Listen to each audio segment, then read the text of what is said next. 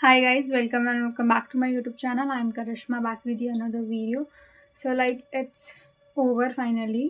Like exam हो चुका है complete and I don't know मेरा एग्ज़ाम कैसा गया है कैसा नहीं, बट एक थोड़ा सा 50% जो बोझ होता है सर पे से कि एग्ज़ाम था वो गया, उससे मेरे को थोड़ा सा तो रिलीफ मिला है अभी। एंड आई डोंट नो जो रील्स मतलब जो ऐसे शॉर्ट्स वगैरह मुझे दिख रहे हैं कि पेपर बहुत ईजी था, बहुत अच्छा था, वो मेरे को और ज़्यादा ऐसे डीमोटिवेट कर रहे हैं कि मेरा जो पेपर हुआ भी है वो कैसा गया है, मेरे को खुद को अभी समझ में नहीं आ रहा। बिकॉज़ मुझे तो पेपर ईज़ी लगा ही नहीं था। मेरे को पेपर मतलब मैंने सेकंड टाइम दिया था, तो मेरे को जब मैंने फर्स्ट टाइम दिया था 2025 का, तो मेरे को कोई आइडिया नहीं था क्योंकि मैंने लास्ट ईयर के जो पीवाईक्यूज़ वगैरह होते हैं वो थोड़े बहुत करे थे, पर मैं क्वेश्चन पेपर नहीं देखा था। तो उसके अकॉर्डिंग तो मेरे को ईज़ी लगा बिकॉज़ इस वाले पेपर में डायग्राम्स नहीं थे, मॉलिक्यूलर बेसिस और इनहेरिटेंस के वो पेडिग्री वाले वैसे क्वेश्चंस जो आते हैं तगड़े-तगड़े वो नहीं थे, असर्शन रीज़न नहीं दिखे मुझे, स्टेटमेंट वाले नहीं दिखे। असर्शन रीज़न में तो मेरा हमेशा मतलब ऐसे गलती हो जाता, वो रीज़न की वजह से असर्शन मैंने ठीक भी कर दिया, तो वो सब नहीं था, तो मैं मान सकती हूँ हाँ, पेपर ईज़ी था। बट इतना भी नहीं था जितना सब बोल रहे हैं कि ईज़ी ही था, क्योंकि मुझे लेंदी लगा। मैंने लास्ट के 10 मिनट में भी अपनी ओएमआर भरी है। मैं सेंटर पे टाइम पे पहुँच गई थी, टाइम से अंदर चली गई थी। सब कुछ एकदम स्मूथ हो गया, मेरा बायोमेट्रिक्स वगैरह भी एकदम बढ़िया हो गया था क्योंकि लास्ट ईयर मेरा बायोमेट्रिक्स में भी दिक्कत हुआ था। तो मैंने अपना आधार कार्ड वगैरह वो सब अपडेट करा दिया था, तो वो इस बार नहीं हुआ वो प्रॉब्लम। तो मेरा सॉर्टेड था। मैं जैसे ही गई हूँ, मैंने बायो में स्टार्ट करा, बायो का करना स्टार्ट करा, तो फिर मैंने बीच में पता नहीं ऑल ऑफ सडन क्या हुआ, मैंने सोचा कि एक केमिस्ट्री और फिजिक्स भी देख लेती हूँ क्योंकि बायो मेरे को ठीक-ठीक लग रही थी। मैंने जैसे ही थोड़े से क्वेश्चन करे मेरे को लग रहा हाँ, बायो तो थोड़ी ठीक आई है। अभी फिजिक्स केमिस्ट्री में मैं नज़र ऐसे करके आती हूँ, पेपर थोड़ा-सा पलटा मैंने और देखा, तो बेसिकली मेरा सेट ये था, सेट 13 वाला जो था, ये वाला मेरा सेट था। एंड मेरा जो सेंटर पड़ा था वो जीजाबाई कुंडली में पड़ा था, बहुत दूर था घर से 2 किलोमीटर। तो फिर मैंने वो बायो वाला स्टार्ट करने का जब मैं फिज़िक्स केमिस्ट्री पे गई ना, तो मुझे कुछ-कुछ क्वेश्चन दिखे जो मुझे आ रहे थे, तो मैंने उसी टाइम वो करना शुरू कर दिया, जो मेरी बहुत बड़ी गलती थी। बिकॉज़ मुझे पहले बायो ही कंप्लीट करनी चाहिए थी क्योंकि मैंने बायो स्टार्ट किया तो मेरे को पहले वही फिनिश करना चाहिए था, बट नहीं, मेरी चुल देखो, अच्छी खासी बायो करते-करते मैं फिज़िक्स केमिस्ट्री पे पहुँच गई हूँ और फिज़िक्स केमिस्ट्री करना शुरू कर दी मैंने। तो फिज़िक्स केमिस्ट्री करने का जो मेरे पास बायो के लिए भी घटिया सा टाइम बचा ना, मैंने फिर उसमें बायो कंप्लीट करी है। एंड ऑल ओवर मेरा इतना लेंदी पेपर लग रहा था मुझे, मतलब मेरे से पेपर कंप्लीट ही नहीं हो पा रहा था।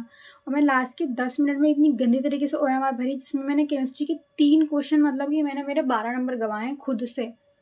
बहुत ही ईज़ी क्वेश्चन थे, मुझे आते थे वो तीनों क्वेश्चन।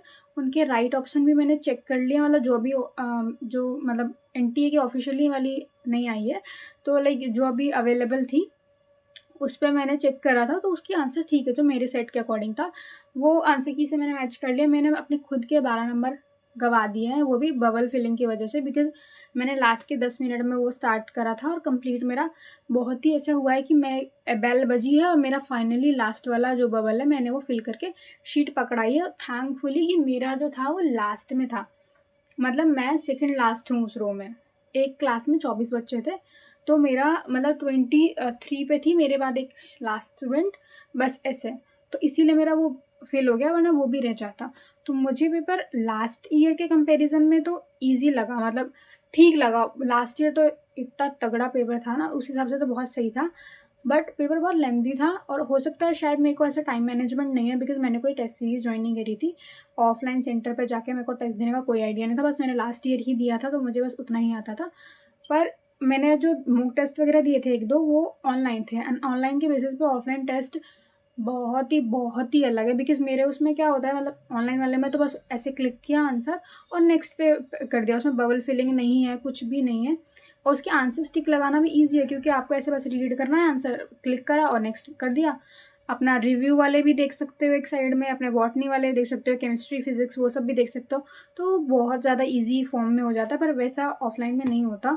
तो ऑनेस्टली पेपर ईज़ी कह सकते हैं, पर लेंथी भी था, और पेपर ईज़ी था तो सबके लिए ईज़ी नहीं था, उनमें से मैं भी हूँ, मेरे लिए भी पेपर ईज़ी नहीं था।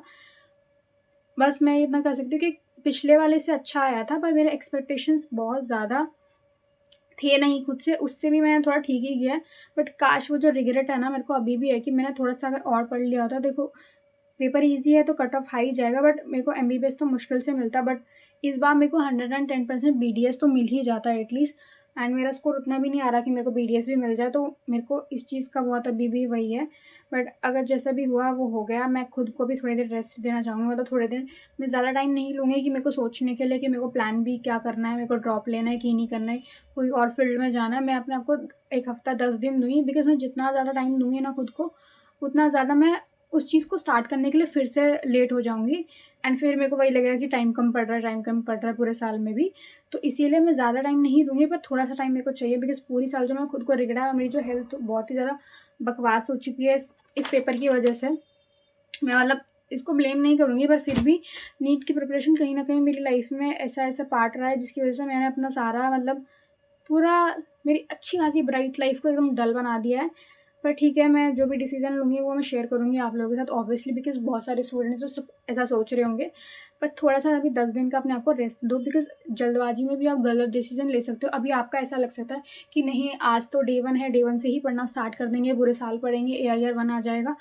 ये 1 साल का टाइम बहुत लंबा है। जब आप नवंबर, दिसंबर में आ जाओगे तो आप एकदम रिगड़ जाओगे, मतलब आपकी हालत बहुत ख़राब हो जाएगी। तो फिर आपको डाउट होगा कि आपने ड्रॉप क्यों लिया। इसीलिए थोड़ा-सा टाइम लो और आराम से सोचो। एंड मेरे को बहुत चुल हो रही है दिखाने की। पता नहीं क्यों मेरा जो क्वेश्चन मैंने छोड़ा है, मतलब ईज़ीएस्ट क्वेश्चन, मतलब कि वो क्वेश्चन बायो में भी 36 बार कर लिया हो, मतलब जिनका सेट 13 होगा वो देख पाएँगे। केमिस्ट्री में क्वेश्चन नंबर 54 था। इतना ईज़ी DNA RNA वाला क्वेश्चन आया था, और उसके साथ-साथ मैंने ये वाला, मैं बता रही हूँ और कौन-सा वाला, ये 76 वाला क्वेश्चन और 85, ये तीनों की बबलिंग मैंने छोड़ी है। आते-आते आंसर भी आते-आते मैंने इस क्वेश्चन में से उसकी बबलिंग उड़ा दी है। मतलब मैं कर ही नहीं पाई हूँ पेपर में। एंड मेरे को बस इतना ही बोलना था इस पेपर के बारे में। मेरा तो हो गया भाई। अभी मैं थोड़ा टाइम बाद डिसीज़न लूँगी। And that's it for this video. अभी ज़्यादा टेंशन मत लो, प्लीज़ थोड़ा-सा रिलैक्स करो एंड उसके बाद सोचना। सो बाय बाय, टेक केयर, मिलती हूँ आपको नेक्स्ट वीडियो में।